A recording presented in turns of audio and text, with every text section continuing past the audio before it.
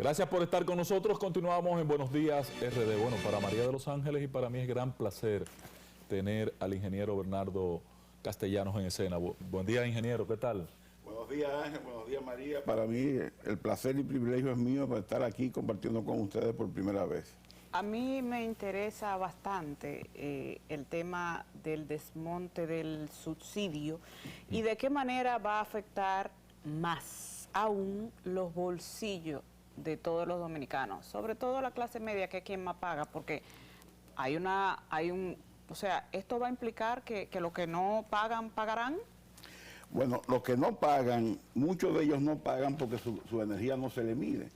¿Por qué su energía no se le mide? Porque las distribuidoras no han hecho la gestión de instalarle contadores a esas personas que son usuarios del servicio, pero no están registrados porque no tienen medidores. Se estima que alrededor de 1 millón de usuarios de energía eléctrica que consumen energía hoy día, su consumo no es facturado, alrededor de 1 millón, para que lo sepan. Esas son las estimaciones que hay, un poco más, un poco menos, pero andan en ese orden de magnitud, que son gente que consumen energía y su consumo no está registrado porque carecen de medidores. ¿De quién es la culpa de que no tengan medidores? ¿De los usuarios o de la distribuidora? Porque la energía es un bien vital hoy día en este mundo. Entonces la gente tiene derecho al acceso a la energía. Entonces quien falla son las distribuidoras que no hacen la gestión y no hacen las inversiones para que esos clientes, esos usuarios que consumen energía tengan por lo menos su medición y se les facture en función a su consumo. Entonces ese es uno de los grandes problemas de la distribuidora. ¿Y en qué rango de consumo está esa población?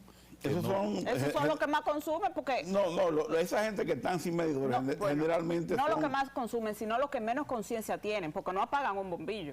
Bueno, claro, lo que pasa es que usted, si no le miden lo que usted consume, pero no solamente ocurre en ese segmento.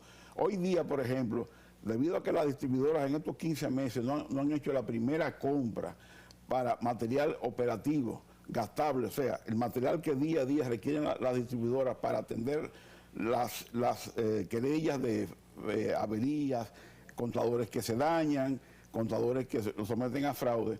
En 15 meses no han hecho una licitación para comprar material. Entonces, ¿qué sucede? Las distribuidoras están operadas, como se dice en el béisbol, en el argot beisbolístico. Eso pasó con Punta Catalina a mano pelada. Entonces, usted tiene su contador en su casa, se le daña, usted llama, reporta la avería, la distribuidora va, no le puede sustituir el contador porque no tienen en almacén, y usted, que es un cliente que tiene medición y que usted paga en función a su consumo, pasa a ser un cliente que lo conectan directo, paga una tarifa fija, no importa lo que usted consuma. Y eso está sucediendo con frecuencia. ¿En serio? Así, porque yo he recibido esas denuncias de personas allegadas, inclusive personas de un consumo importante mensual, que por H o por S el contador se daña y las distribuidoras no tienen contadores porque en 15 meses el Consejo Unificado no ha sido capaz de montar una licitación para proveerle a esa distribuidora. Es que el suplidor de los contadores está preso. Ese es el problema, que metieron a ese muchacho preso. Y parece que hay alguien que quiere suplir los contadores. Pero bueno, él suplía un contador. Pero está bien, pero tiene que haber más gente. Que manejaba la tecnología de la telecomunicación, de la telemedición de las distribuidoras. Pero eso no es la mayoría de los contadores y de los clientes que están en el sistema. Hay más. La mayoría de los contadores que están instalados no tienen telemedición y para eso hay 1 millón de suplidores. ¿Pero por qué no cuajan las licitaciones? ¿Qué es lo que pasa? ¿Inexperiencia? Por problemas de gestión, problemas de liderazgo, problemas de dirección. Ayer salió una información que una licitación que han querido hacer para comprar invertir 30 millones de dólares para suplir a la distribuidora, tienen 15 meses con esa licitación, todavía están en un proceso de impugnaciones, y cuando eso final, inclusive la dirección, el comité de compra de una de las distribuidoras anuló una serie de partidas que estaban en la licitación, según información que yo vi que dio Eury Cabral. Y eso todavía no se ha adjudicado. ¿Qué significa? Cuando esto se adjudique, eso va a tomar 3 o 4 meses en que esa mercancía llegue, porque dada la magnitud de la compra, que son 1.800 millones de pesos, nadie tiene en stock en este país esa cantidad de material. Entonces, eso, hay que firmar los contratos, hay que dar los avances, hay que colocar las órdenes.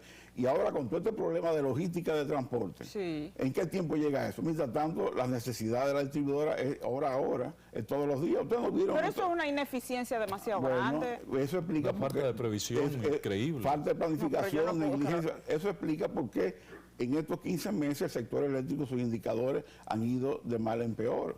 Porque es que no hay gestión, o sea... Y votaron a todo el que sabe, o sabía de eso también. Bueno, y se supone que los que llegaron debían saber, o sabían, o se vendieron como que sabían. Entonces, ingeniero, yo tengo un concepto, usted es un consultor internacional, domina el sector, domina el tema, aunque usted es más especialista en el área hidráulica, pero domina el sector. Si usted tuviera la necesidad de resolver generación en tiempo real, ¿qué privilegia? ¿Construcción de nuevas plantas o reducción de pérdidas? Porque finalmente hay una situación de, si yo reduzco pérdidas, estoy como virtualmente generando. No sé si me explico, María. Sí, claro. Porque si yo tengo una cantidad de combustible eléctrico, la electricidad, ese producto se está perdiendo y yo reduzco esa pérdida, es un producto que le puedo suministrar y vender a los clientes. ¿Qué está pasando con la situación de pérdidas en el país? Fíjate, el concepto de pérdida en el sector eléctrico no es similar al concepto de pérdida, por ejemplo, en el sector de agua potable. En el sector de agua potable, la pérdida es un agua que se capta en una fuente, en un río, en un embalse de una presa, se transporta por una tubería, pero a través de la fuga de la tubería, ese líquido se pierde y no es aprovechado por la población.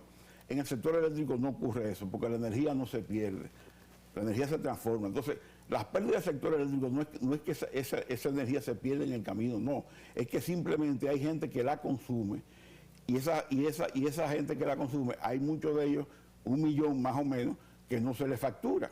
Entonces, si usted no factura, usted no puede cobrar. O si usted a esas personas le pone una tarifa fija, usted está corriendo el riesgo de que su consumo sea por encima de lo que usted está cobrando. Y esto que normalmente es así. Y eso es una pérdida. Entonces, el hecho de usted reducir las pérdidas no significa que va a aumentar la generación.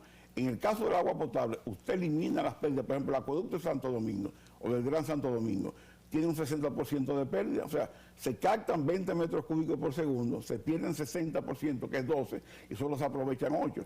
Usted reduce esas pérdidas y sí va a recuperar agua y va a poder abastecer la mayor cantidad de población o mejorar el servicio. Pero en el sector eléctrico usted reduce la pérdida y el efecto que va a tener es... Pero hay pérdidas técnicas que sí pueden convertirse en energía que le llegue a una... Pero las pérdidas técnicas generalmente, el problema que tenemos nosotros es más pérdida no técnica que técnica. Las pérdidas técnicas tú puedes recuperar un 1 o 2%. Ahora, el asunto es que tú tienes el segmento de generación y el segmento de distribución. La distribución la controla el Estado, porque es el dueño de la distribuidora. Entonces ahí el Estado que tiene que hacer la inversión. Ahora, en la generación, donde es el único segmento del mercado eléctrico que puede haber competencia, porque transmisión y distribución son monopolios naturales. Entonces, en generación, ¿cómo tú fomentas el aumento de la generación que demanda esta sociedad? Por licitaciones. Y eso lo manda la Ley General de Electricidad.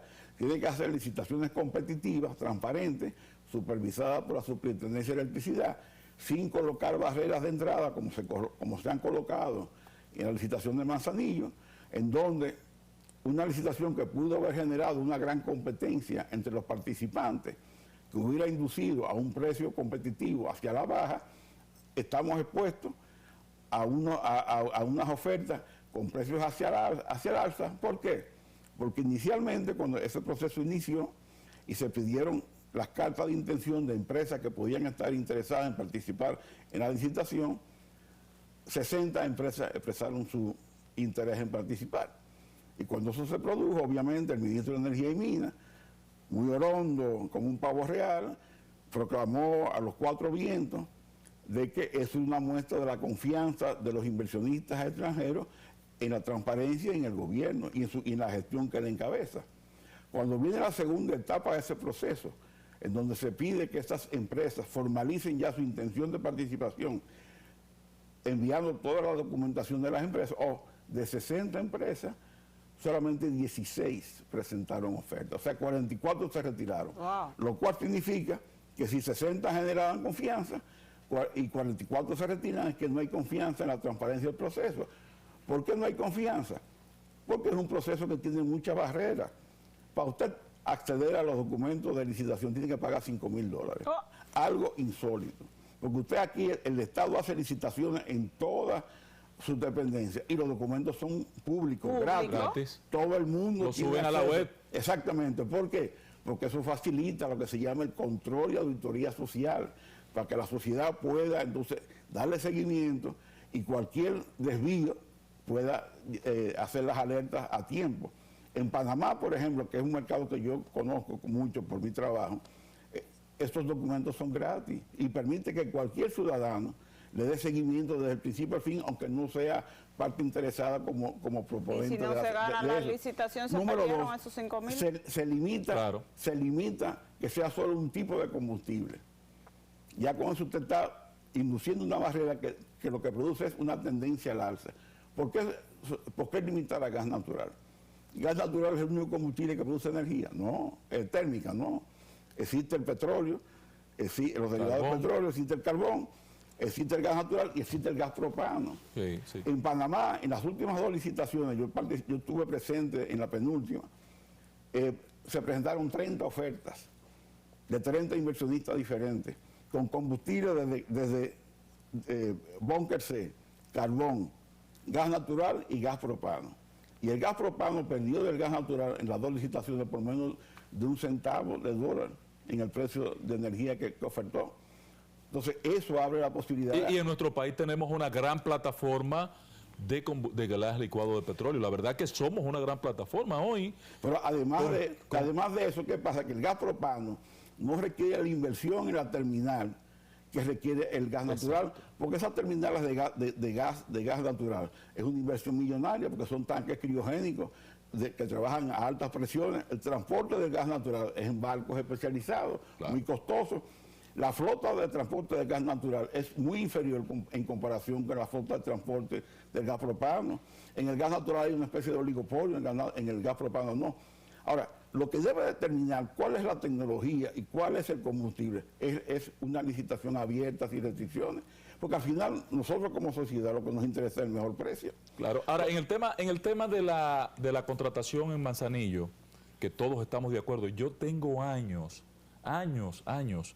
tratando de que se entendiera la necesidad de implementar generación eléctrica en el norte. ¿Por qué usted se opone a que en la región norte del país, que no está expuesta a ciclones, a eventos hidroatmosféricos peligrosos como la región sur, no se genere una construcción de planta que pueda suplir al país? ¿Por qué usted se opone?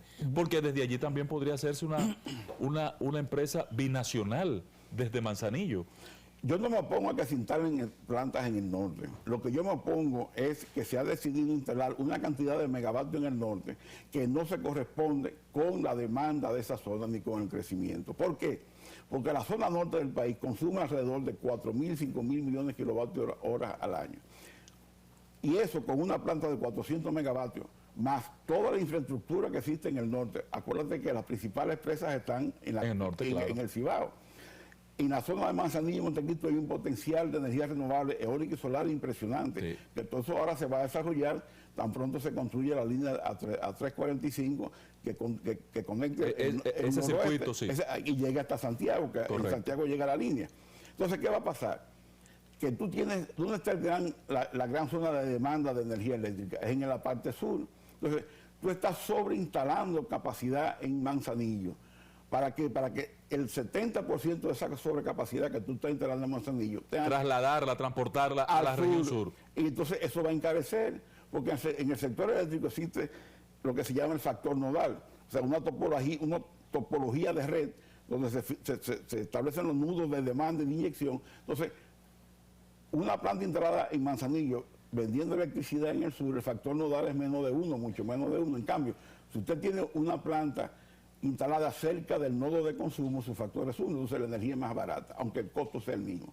Entonces realmente lo que yo critico es que esa decisión, porque no son 800. Son 1.600. No son 1.600. Porque hay una planta que existe, la planta de Puerto Plata existe. Sí, la planta de Puerto Plata. Es un cascarón. Sí, pero esa una planta chatarra. se acogió al decreto del presidente Danilo Medina de que si se convertía a gas natural, pues le daban un contrato con la CD. Ahora, ¿qué pasa? El decreto limitaba la conversión a la capacidad que tenía al momento de que se acogiera la 200, conversión, 185 megavatios. 185. Pero este gobierno, las informaciones que uno maneja extraoficialmente, el ministro de Energía y Minas, violando el decreto, va a ampliar ese contrato, en vez de 185 megavatios, se lo va a llevar a 400 megavatios. Eso es lo que se dice. Porque las informaciones que se manejan es que lo que se está instalando, esa planta ha sido desmantelada en su totalidad y se va a instalar una planta totalmente nueva de 400 megavatios. Entonces, en Puerto Plata, ahí hay 400. Más 800 de Manzanillo, son 1.200. Y acaban de entregar una licitación hace una semana. Acaban de entregar una concesión, a una empresa que se llama Energía 2000, que es de un francés, de 400 megavatios más. Tú tienes ahí ya 1.600 megavatios. El doble de Punta Catalina. Sí, el doble de Punta Catalina. Más toda la energía renovable que se va a instalar ahí, unos 500, 600 megavatios. Y la que está ya operando. Más, tú tienes la barcaza que está en Puerto Plata de CEP, sí, que aunque no están operativas ahora, están en un proceso de reconversión. Ahí son cerca de 120 megavatios. Tú tienes el complejo de Yaque del Norte, Tavera, Monción, etcétera. Bao. Y tú tienes entonces Río Blanco, Atillo, etcétera. Entonces, tú tienes y vas a construir la placeta ahora. Pero entonces habría un exceso de generación en esa zona. Entonces esa zona va a tener una sobreoferta de generación que no consume la zona. Entonces van a tener que transportar al sur. Y si se la vendemos a Haití, esa energía sobrante en la región norte, ¿no es un buen negocio para la República Dominicana venderle energía a Haití? Pero lo que pasa es que Haití no va a comprar esa energía. Ahora, para tú vender energía a Haití, tú no tienes que estar instalado en Manzanillo, porque tú lo que tienes que tener es una línea de interconexión. Y si tú tienes una línea de interconexión, no importa dónde esté esa línea de interconexión, el sistema que está interconectado puede vender en cualquier punto. Tú puedes vender desde el sur. Punta Catalina pudiera vender la energía a Haití si hubiera una línea desde el sur que llegara a Haití. O sea que ese no es el problema. Ahora, el objetivo es el desarrollo local primero, antes que pensar en un mercado internacional. Entonces, lo que yo soy partidario es que usted no limite y usted no decida cuál es el combustible, cuál es la tecnología y dónde se va a instalar la planta. Usted da las opciones. Y en función al análisis económico que haga cada inversionista, usted como receptor del contrato, usted qué es lo que está buscando, el mejor precio. Entonces el mejor precio se lo va a dar cuando haya competencia. Y en Manzanillo no va a haber la competencia esperada, porque no es lo mismo recibir 60 ofertas o 30 ofertas como se reciben en Panamá, a recibir 13 ofertas máximas, que es lo que están precalificados ahora. Sí, de las 17 que finalmente hicieron propuestas, nada más quedan 12 o 13. 12 o 13.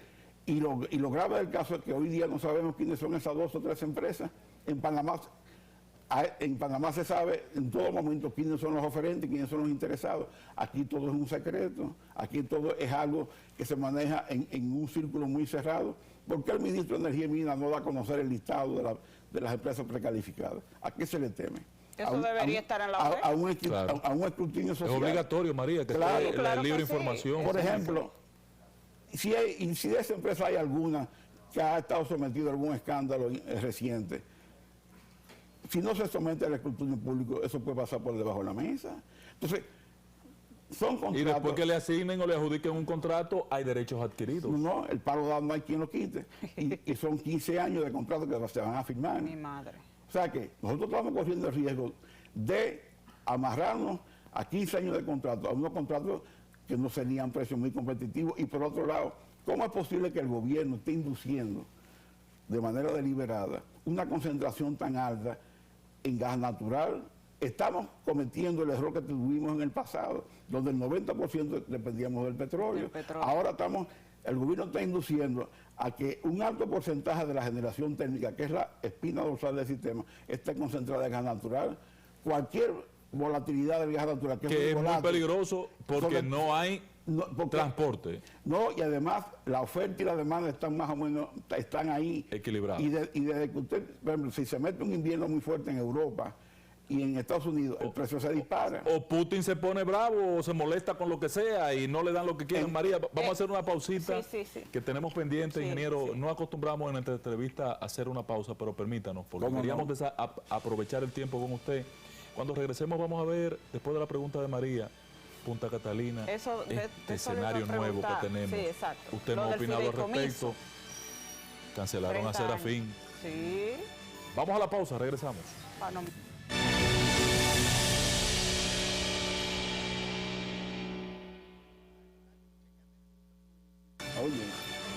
Gracias por estar con nosotros. Continuamos en Buenos Días RD. María de los Ángeles. Sí, ingeniero, el tema de Punta Catalina, vimos la deficiencia mostrada por las autoridades para manejar esta planta en un principio.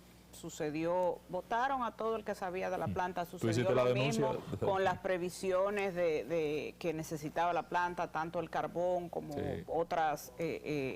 otros complementos, el tema de las licitaciones, las compras, etcétera, etcétera. Hoy en día la planta estará bajo un fideicomiso a 30 años en manos de empresarios. ¿Qué nos espera? O sea, ¿eso nos beneficia a nosotros como usuarios?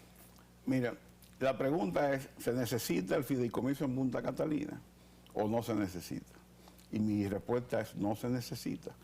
¿Por qué no se necesita? Porque en la actualidad Punta Catalina está operando, de hecho, en una especie de fideicomiso. ¿Por qué? Todos los ingresos de Punta Catalina que recibe están controlados por el Ministerio de Hacienda. Eso es un fideicomiso financiero. Claro. Todos los gastos de Punta Catalina están controlados por el Ministerio de Hacienda. Eso es un fideicomiso administrativo. Ahora, Hacienda no cobra por ejercer ese fideicomiso, no cobra una comisión, no cobra ningún management fee por eso. O sea, que los que vienen sí. O sea, ¿por qué? Porque tú vas a poner el fideicomiso, en el fideicomiso está el fideicomitante y el fideicomisario. El fideicomisario será la fiduciaria Banreserva, pero la fiduciaria Banreserva cobra por su gestión entre un 1 y un 3% de los ingresos de Punta Catalina. ¿Cuántos son los ingresos de Punta Catalina? 500 millones de dólares al año.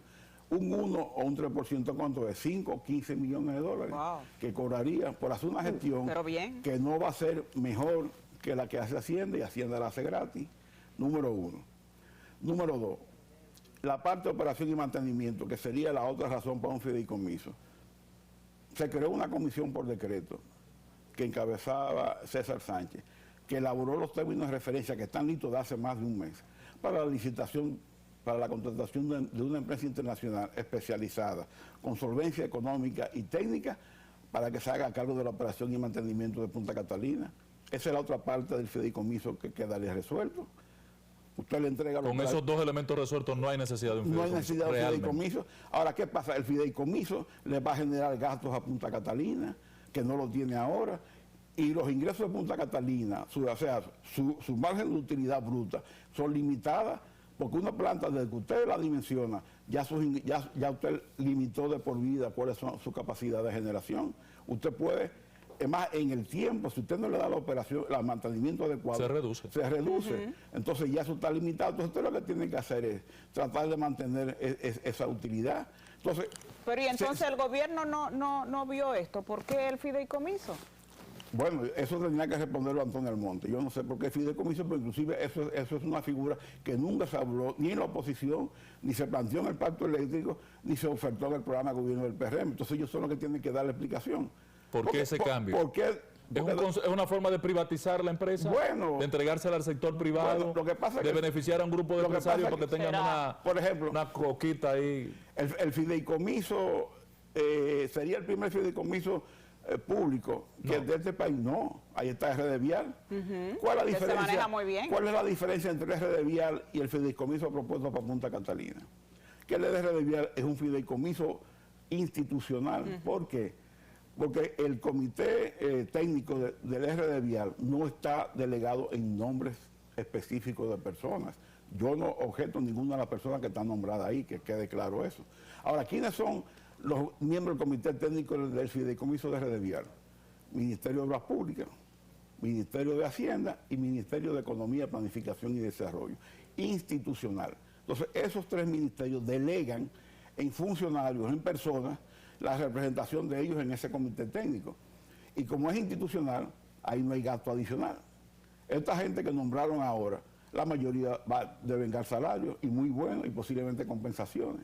Entonces, ¿por qué no se hizo un fideicomiso? Primero, no se necesita. Ahora, si usted lo va a hacer, por las razones que usted entienda que debe hacerlo, hágalo institucional.